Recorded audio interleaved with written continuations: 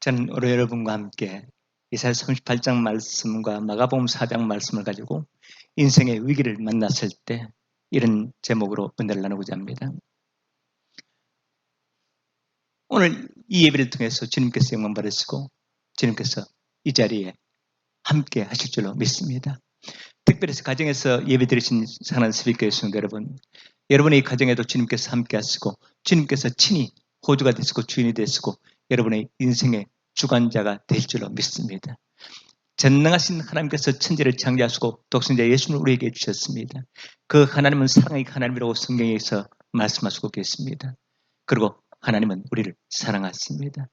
우리 가족들이지만 또 우리 전우자분께 인사합시다. 하나님 당신을 사랑하십니다. 하나님을 당신을 사랑하십니다. 저도 여러분을 사랑합니다. 지금 한국교회의 위기입니다. 아니, 한국의 위기입니다. 그리고 우리 자신에게도 위기입니다. 지금 코로나 대유행 사태 속에서 우리 행동이 제약을 받고 있고 경제 활동도 위축되어 있고 그리고 특별히 교회 예배를 제대로 못 드리게 되어 있습니다.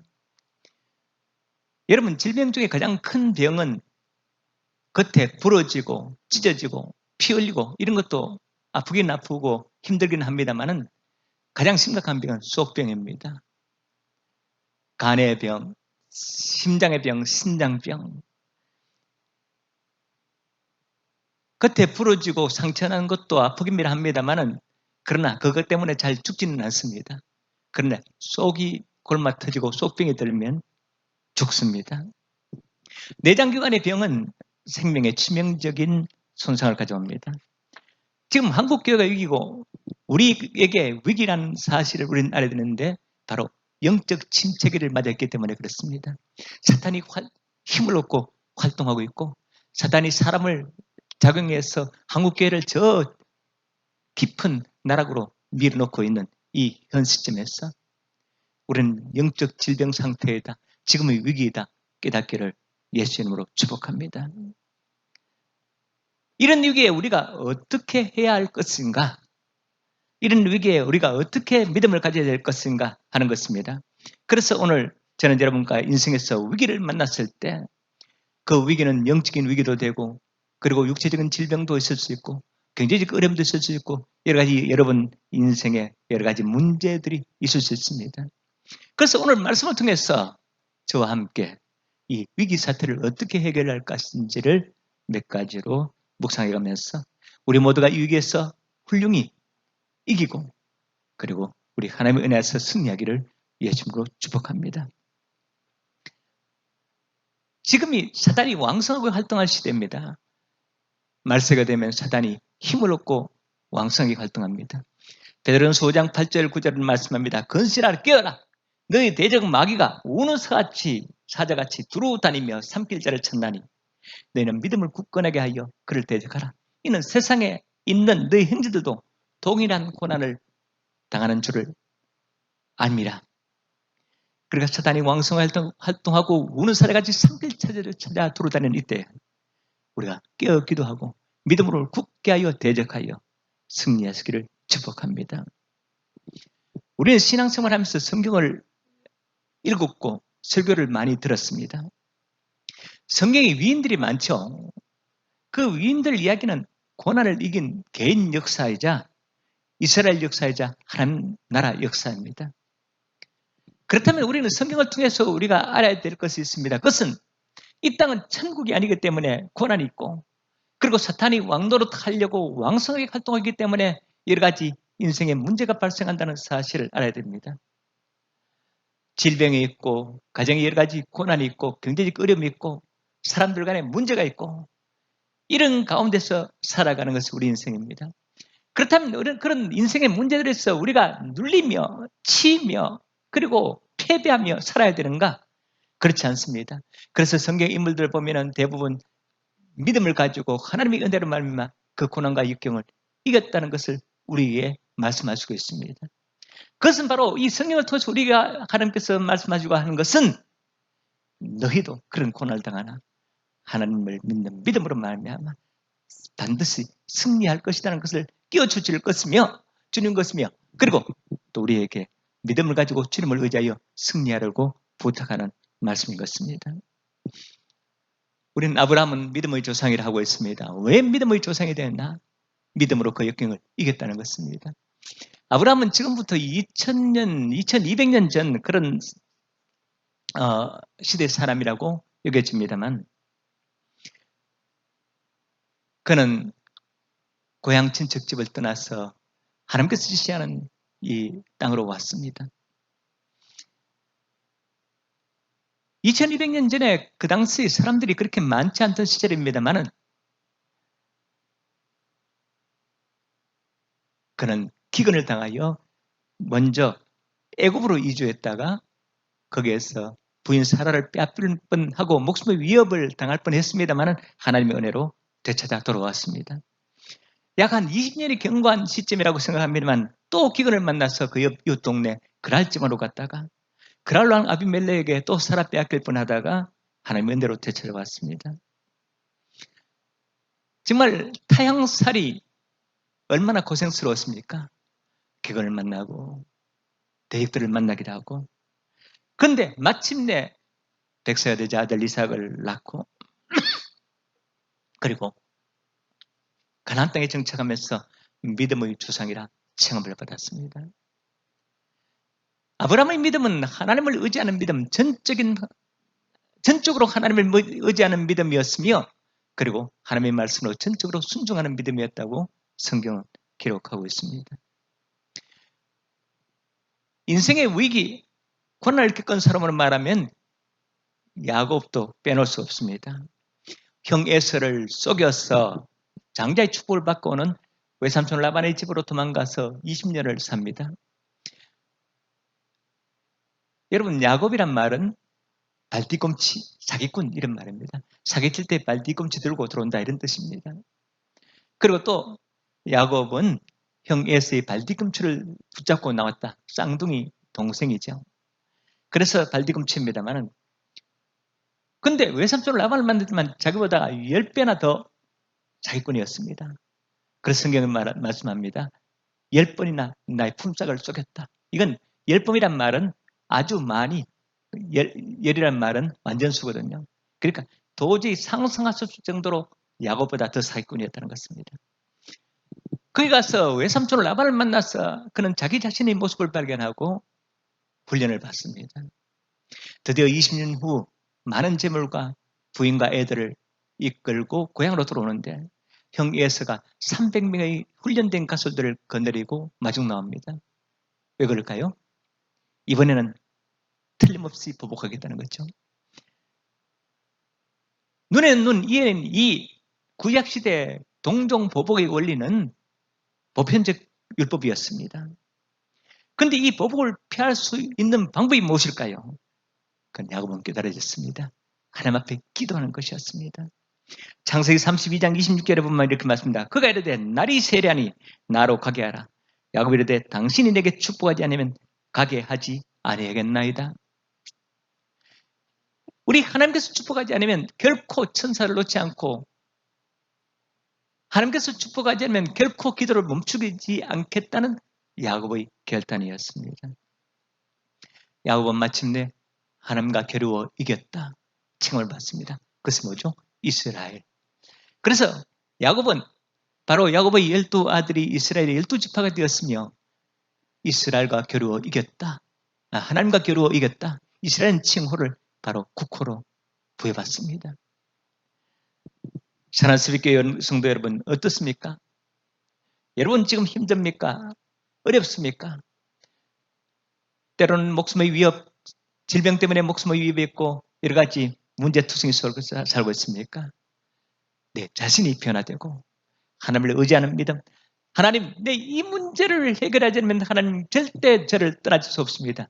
저는 이 문제를 해결하지 않고는 결코 이 기도의 자리를 떠나지 않겠습니다는 그런 믿음으로 기도한다면 하나님께서 해결해 주시고 도와주실 줄로 믿습니다. 고난의 최고봉은 예수님이시죠. 하늘 보좌를 버리시고 이 땅에 오셔서 온갖 고통을 당하시고 고난을 당하시고 순환을 당하시고 채찍에 맞으시고 신문을 당하시고 마침내 십자가에 돌아가신 예수님.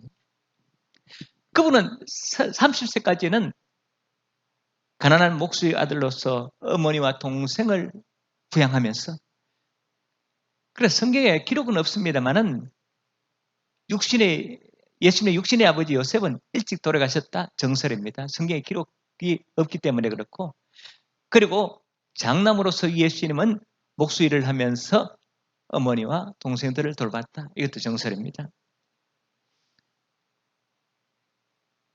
그리고 공생애 30살이 되자 공생애를 시작하면서 그는 이렇게 말씀합니다. 마태복음 8장 20절에 예수께서 이르시되 여우도 꿀이 있고 공중의 새도 거쳐가실 때 인자는 머리 둘 곳이 없다 하시더라. 그리고 대적들의 손에 잡혀서 시문을 당하시고 채찍을 맞으시고 가시면류관을 쓰고 조롱을 당하시고, 그리고 마침내 십자가에 못 박히십니다. 그 못자국에서 흘러나오는 한 방울 한 방울의 피와, 그리고 그 정말 극심한 고통 가운데서 결국은 예수님께서 운명하십니다. 성경이 이렇게 말씀합니다. 그분이 십자가에 죽어 있었으므로 우리가 살았고, 그분이 저주를 받았으므로 말미암아 우리가 축복받고 평화를 누리며, 그분이 채찍에 맞음으로 우리가 나음을 입었다. 사랑하는 새벽교회 성도 여러분, 정말 예수님을 믿으시면 아멘 하시기를 바랍니다. 예수님께서 그런 고통을 당하셨으니, 예수님께서 내 죄를 지고 샀으니 내가 구원을 받고, 예수님께서 그런 고통을 받았으니 우리 고통을 그 십자가에 던지시고 우리 참 평강을 누리시기를 예수님으로 축복합니다. 그래서 오늘 지금 먼저 서론 부분으로 묵상한 창세기의 그 아브라함과 야곱, 그리고 우리 예수님, 이 고난을 묵상하면서 이제 어떤 고난도 어떤 인생의 위기도 내게 닥칠 때 믿음으로 이길 수 있다. 예수님 믿음으로 말미암아 십자가의 능력으로 이길 수 있다는 그런 확신을 가지시기를 예수님으로 축복합니다.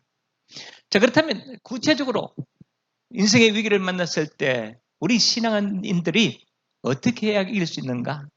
어떻게 이 위기를 탈출할 수 있는가? 몇 가지로 묵상해 보기를 하겠습니다.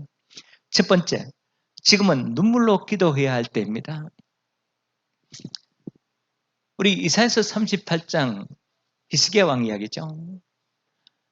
여러분, 히스기야 왕 이야기를 많이 들어봤잖아요. 설교도 많이 들었잖아요. 그리고 히스기야가 생명 몇 년을 연장받았죠? 15년. 이거 모르는 분 없습니다. 그런데 정말 내가 그 생명을 다해야 하는, 죽어야 하는 그 위기, 그보다 더 큰 위기가 있을 수 없습니다. 그렇다면 내가 죽어야 하는 위기, 그리고 여러 가지 위기를 만났을 때 히스기야같이 할 수 있느냐 하는 것이 오늘의 문제입니다. 따라합시다. 나도 할 수 있다. 여러분도 할 수 있습니다. 그리고 여러분도 정말 죽음보다 더 큰 위기가 없다면 그보다는 다 작은, 그리고 적은 그런 위기들입니다. 그 위기들 속에서 우리가 능히 승리할 수 있을 줄로 믿습니다. 히스기야 왕은 여러분 잘 아시다시피 남유다, 북이스라엘을 가르칠 때 남쪽 유다 왕입니다. 주전 728년부터 왕위에 있었던 분인데, 그분은 몰락해 가던 유다를 일으키기 위해서 굉장히 애쓴 분입니다. 그래서 우리는 히스기야를 종교개혁의 왕 이렇게 이야기합니다. 열왕기하 18장 1절부터 4절 보면은 그가 여러 산당을 제거하며 주성을 깨뜨리며 아세라 목상을 찍으며 모세가 만들었던 노뱀을 이스라엘 자손이 이때까지 향하여 분양함으로 그것을 부수고 느후수단이라 일컬었더라. 느후수단은 노조각에 불과하다 이런 뜻이거든요. 그래서 민수기 21장에 불뱀에 물려서 죽어가는 자들을 노뱀을 세워서 보게 하였던 그 노뱀, 그걸 무슨 신주 따지 섬기듯이 섬기고 있었는데 그것을 과감히 부숴버립니다. 노조각에 불과한 것을 뭘 섬겨? 그래서 히스기야는 종교개혁을 일으켰습니다. 그리고 열왕기하 19장 보면은 아수르의 왕 산헤립이 18만 5천 명의 대군을 이끌고 유다를 쳐들어왔습니다. 그때 또 어떻게 했습니까? 하나님 앞에 기도합니다. 열왕기하 19장 20절 보면 이렇게 봅니다. 아모스 아들 이사야가 히스기야에게 보내 이르되 이스라엘 하나님 여호와의 말씀이 내가 아수르 왕 사렙 때문에 내게 기도하는 것을 내가 들어노라 하셨나이다. 여기 내게 기도하는 것을 내가 들어노라 하셨나이다 했는데 히스기야 왕은 통곡하면서 하나님 앞에 기도했습니다. 그 기도가 응답되었어. 밤에 여호와의 사자가 사내립 18만 5천 명의 군사를 치니 그들이 지리 멸렬하고 그리고 사내립은 본국으로 겨우 도망갔는데 반역자의 손에 무참하게 살해당합니다. 그리고 히스기야 왕은 훌륭한 선지자들과 일꾼들과 함께했습니다. 오늘 본문 말씀 이사야 38장이죠. 이사야 선지자가 기록한 책입니다. 그리고 열왕기하 20장도 똑같은 병행 본문이 나옵니다. 이사야, 미가 선지자와 함께했습니다. 그리고 그들과 함께 영적 각성 운동을 일으키며 종교개혁을 일으켰습니다. 이렇게 하나님 앞에 진실하게 행하려고 하는 이 히스기야에게 죽음이 닥쳐왔습니다. 이사야 선지자로부터 당신 죽게 되었으니까 이제 죽음을 준비하라는 거죠.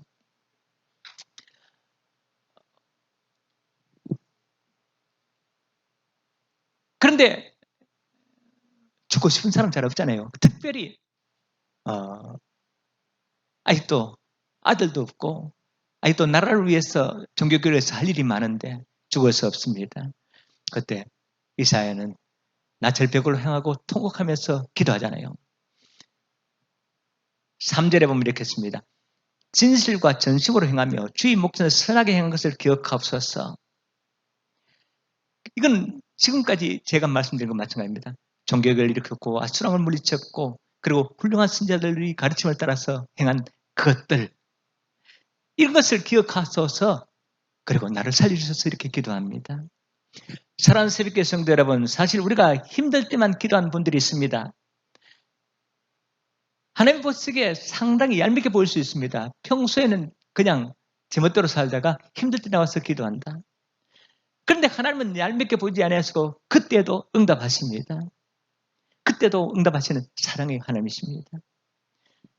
그런데 여러분 평소에 기도 많이 해놓고 기도 저축 많이 해둔 그런 분에게 위기가 닥칠 때 하나님 나 좀 도와주세요 하면 어떻게 할까요? 외면하실까요? 응답하실까요? 응답하십니다. 그래서 사랑하는 새벽 성도는 평소에 기도 많이 하시기 바랍니다. 젊을 때 또 기도 많이 하시겠나? 늙으면 힘이 없어서 기도 많이 못합니다. 이렇게 히스기야가 평소에 하나님을 잘 섬기고 기도를 많이 하고 그리고 또 위기를 만났을 때 통곡하면서 눈물을 흘리면서 기도했더니만 하나님께서 말씀합니다. 5절 6절 봅니다. 내가 내 기도를 들었고 내 눈물을 보았노라. 내가 내 수완에 15년을 더하고 너와 이 성을 아수르 왕의 손에서 건져내겠고 내가 또 이 성을 보호하리라. 사랑하는 새벽교회 성도는 눈물의 기도는 반드시 응답됩니다. 왜냐하면 그것은 진심과 전심으로 기도하는 그런 자이기 때문이다. 그리고 그것은 바로 믿음으로 기도하는 자이기 때문이다. 내가 믿고 구한 것은 받은 줄로 믿어라. 주님께서 약속하십니다.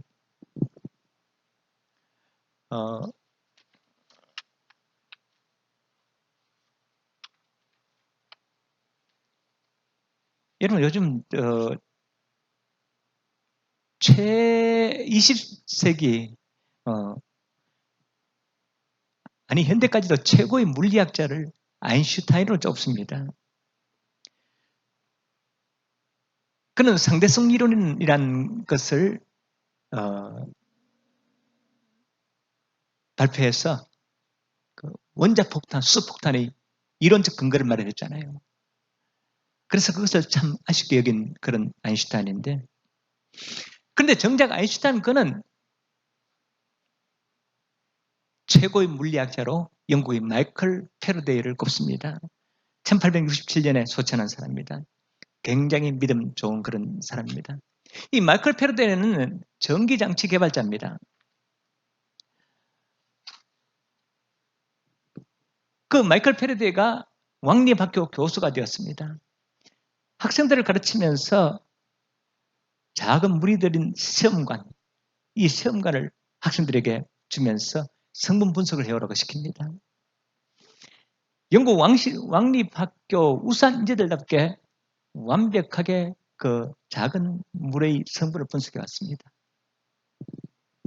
그건 뭘까요? 눈물인데 눈물 98.5%의 물, 나트륨, 칼륨, 염류와 알부민, 클로불린 같은 단백질로 구성되어 있습니다. 이렇게 알려집니다.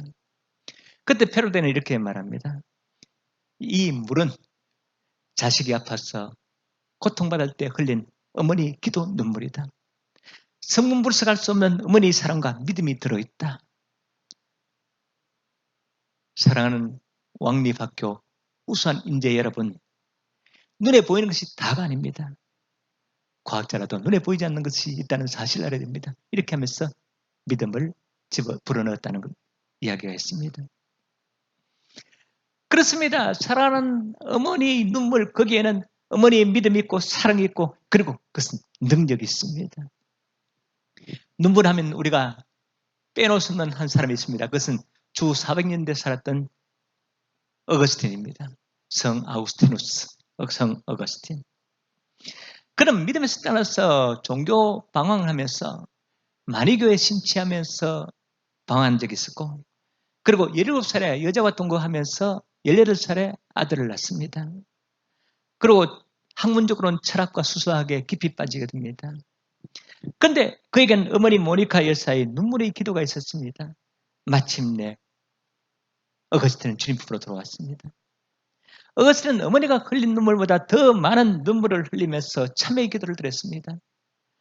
그리고 주님의 사랑에 감격하면서 많은 눈물을 흘렸습니다. 주님의 사랑이 내게 강물처럼 넘쳐나므로 내가 울지 않을 수 없습니다. 이렇게 고백합니다. 어머니가 곧 돌아가셨습니다. 그래서 너무너무 죄송해서 펑펑 울었습니다. 그리고 아들 아데오다투스가 16살의 나이로 어거스틴이 주님 품으로 돌아왔을 때 같이 세례를 받은 그 아들 아데오다투스 세례받고 금방 세상을 떠납니다. 그래서 또 펑펑 울었습니다. 내 잘못 때문이었던 것입니다. 이렇게 흘린 어거스틴의 눈물은 세계 교회사에 길이 남을 위대한 저수를 만들었고 신학자로 만들었고 교회 지도자로 만들었습니다. 2014년에 103세로 소천하신 한국교회 원로 방지일 목사님 계십니다. 영등포 교회 담임 목사 하시다가 은퇴하셨죠. 그분은 우리는 눈물의 신학자 이렇게 말씀합니다. 그분은 이렇게 말씀합니다. 회개의 눈물이 있을 때 감사의 눈물이 회개의 눈물이 있을 때 감사의 눈물이 있으며 감사의 눈물이 있을 때 사랑의 눈물이 있으며 사랑의 눈물이 있을 때 신앙의 최후 승리를 맛볼 수 있다. 그래서 소천하기 직전 이렇게 말씀합니다. 한국교회예요. 한국교회 목사님들이요. 한국교회 성도님들이요. 눈물을 회복하소서. 그래야 한국교회가 다시 일어설 수 있습니다. 시편 126편 5절 6절에 이렇게 말씀합니다. 눈물을 흘리며 씨를 뿌린 자는 기쁨으로 거두리라다. 울며 씨를 뿌리러 나가는 자는 반드시 기쁨으로 그 곡식단을 가지고 돌아오리로다. 사랑하는 새벽교회 성도 여러분, 지금은 위기 때입니다.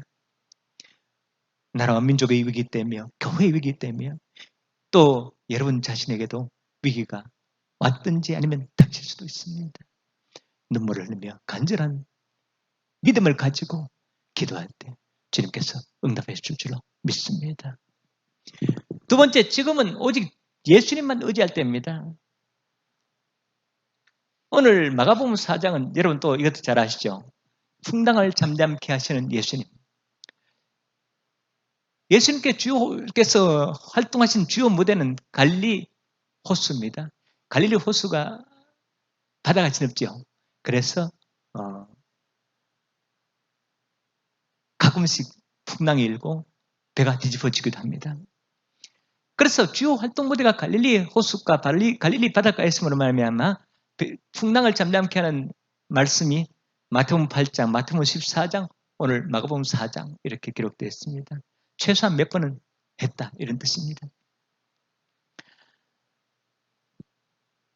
예수님께서 배를 타고 갈릴리 바닷가를 왔다 갔다 하시면서 복음을 전하셨죠. 그런데 이제 35절 봅니다. 마가복음 4장. 그날 저물 때 제자들에게 이르실 때 우리가 저편으로 건너가지 않으니 그들이 물을 떠나 예수를 배에 계신 그대로 모시고 가며 다른 배들도 함께 하더니 큰 광풍이 일어나며 물길이 배에 부딪혀 들어와 배에 가득하게 되었더라. 갑자기 돌풍이 되는데 이 돌풍이 일게 되는 그런 이유를 학자들은 이렇게 합니다. 헬몬산이 벽두산 높이하고 비슷해요. 2,700m. 근데 거기서 갑자기 불어오는 그 광풍 때문에 가끔씩 이 풍랑이 일고 배가 뒤집히기도 한다는 것입니다. 근데 예수님과 함께하는 그 배에서 예수님께서는 고물에 주무시더라 이렇게 하고 있습니다. 이 고물이라는 것은 순수 우리말이랍니다. 배 선미, 배 후반 이 뒷공문이 이런 뜻이랍니다. 근데 그 이스라엘의 어선이나 상선이나 이렇게 이 뒤후반부에 사람들이 잠깐 쉴 수 있는 공간, 이걸 또 고물로 표현했습니다. 그 예수님께서 거기서 주무셨습니다. 왜요? 예수님은 우리와 똑같은 성경을 가진 인간이시고 피곤을 느끼셨고 주무셨을 수도 있습니다. 그리고 두 번째, 제자들을 교육시키기 위해서 주무실 수 있습니다. 풍랑이로 배가 침몰할 지경에도 편히 주무신 예수님. 인생에는 배가 침몰할까봐 근심 걱정하지 말고 나만 믿어라. 이런 교훈입니다. 그리고 예수님께서는 제자들을 교육시키시고 있는데 내가 함께하게 있는데도 내가 어떻게 하는가 보자. 이렇게 또 보시는 것입니다. 그때 배가 침몰할 지경에 되자 제자들은 예수님을 깨우죠. 38절 제자들이 깨우며 이르되 선생님이 우리가 죽게 된 것을 돌아보지 아니하시나이까 하니 설마 예수님께서 제자들이 죽게 된 것을 돌아보지 아니하겠습니까? 믿음 없는 제자들의 모습을 적나라하게 보여줍니다. 사랑하는 스비교회 성도 여러분, 힘들고 어렵죠? 그리고 또 내 믿음대로, 내 기도대로, 내 원대로 잘 되지 않잖아요. 이럴 때 우리가 하는 것이 무엇일까요? 원망, 불평. 주여, 우리가 죽게 됐는데 왜 돌아보지 않나이까? 이렇게 할 수 있다는 것입니다. 원망, 불평하지 마시고 우리가 해야 될 것은 오직 믿음이고 기도이고 감사뿐인 줄로 믿습니다. 예수님께서 제자들을 책망합니다. 40절. 제자들에게 이르실 때 어찌 이렇게 무서워하느냐? 너희가 어찌 믿음이 없냐 하시니 그들이 심히 두려워하여 서로 말하되 그가 누구에게 바람과 바다도 순종하는가 했더라. 아직 이 마가복음 4장이니까 예수님 사역 초기입니다. 아직도 예수님에 대해서 잘 알지 못하는 제자들의 모습을 우리는 볼 수 있습니다. 아직도 구약시대 메시아관 다윗 같은 위대한 인물로 오실 그 메시아를 기다리는 그 모습도 보여줍니다. 바람과 바다도 순종하는가? 하나님께서 육신을 쓰시고 있었고 하나님의 능력으로 오신 예수님에 대해서 잘 몰랐다는 것을 깨우쳐주고 있습니다. 사랑하는 새벽교회 성도들은 예수님은 하나님의 아들이시고 우리와 똑같은 인성을 가지시고 하나님의 신성도 가지시고 계신 분입니다. 그분이 우리를 위해 주시고 부활 승리하셨고 하나님 보좌 우편에서 오늘도 우리를 위해서 기도하신다고 하시고 있습니다. 주 예수를 믿는 자에게는 능치 못함이 없는 줄로 믿습니다. 인생의 위기 가운데서 인생의 여러 가지 어려움 가운데서 고난 가운데서 우리 하나님 예수님께 의지하고 예수님께 구할 때 예수님께서는 응답하실 줄로 믿습니다. 주여 하면서 예수님을 깨우듯이 우리는 정말 하늘 보좌에 계신 예수님 앞에 간절히 기도해야 됩니다. 우리 하나님은 함부로 아무렇게나 무엇이든지 던져주시는 그런 분은 아닙니다. 우리 믿음대로 우리 기도대로 주님께서 길을 열어주신 줄로 믿습니다. 하나님께서는 우리 기도의 뜻을 정하시고 그 뜻을 반드시 성취하시는 우리 여호와 하나님이신 줄을 믿으시면서 우리 오직 주 예수님만 의지하면서 믿으면서 살아가는 저와 여러분 되시기를 축복합니다.